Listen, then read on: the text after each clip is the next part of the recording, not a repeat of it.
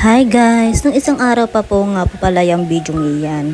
Ngayon ko na nga lang po na i-upload at nakalimutan ko na nga po pala. Diyan nga kagigising ko lang dyan at ginising nga ako ni partner para makulayan ko nga raw siya ng buhok niya dahil sa sobrang dami na nga pong puti. Aba ay gusto ay agad-agad siyang kulayan kaya diyan ang aking pag-iitsura ay wala namang pagsusuklay pang naganap. Nagpakulay nga siya dyan ng black in shampoo. Nabibili lang namin yan sa tindahan sa 10 piso lang po yan. Kasi po yan din po yung ginagamit ng aking mother sa kanyang buhok. Kaya hindi na kami na-order sa online ng pangkulay sa buhok. At dito nga sa black in shampoo, alam namin, subok na namin. Kaya ito na lang lagi ang ginagamit namin kapag kami magkukulay ng buhok. Diyan nga ako ay mumukat-mukat gawa ng pamdalasan niya itong aking partner sa pagpapakulay ng kanyang buhok. At hindi ko na nga rin napansin na natalsikan na pala dyan ang aking damit. At saka nga pala guys, kung gagamit kayo niya, maglagay kayo ng gloves kasi matagal matanggal ang pangkulay niyan kapag wala kayong gloves. Diyan nga napahira ko na ang buong ulo niya dyan.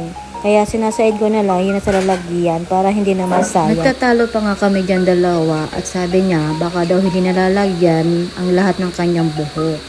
Abay, marunong pa sa akin. Sinabi ko nga dyan kung wala kang tiwala ay siya, ikaw na lang maglagay.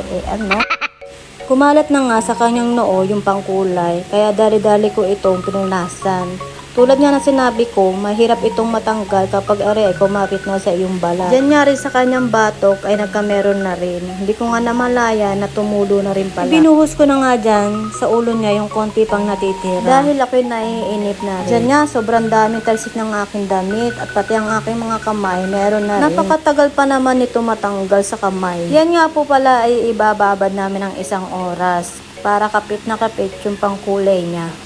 At dyan nga sinabihan ko siya na kapag siya'y nagbanlaw ay huwag niyang gamitin yung aming tuwalya at baka kumapit yung iba pang natitirang pang kulay sa tuwalya namin. Dyan nga, meron pa siya dyan sinasabi sa akin, meron pa daw siya nakikitang kulay puti.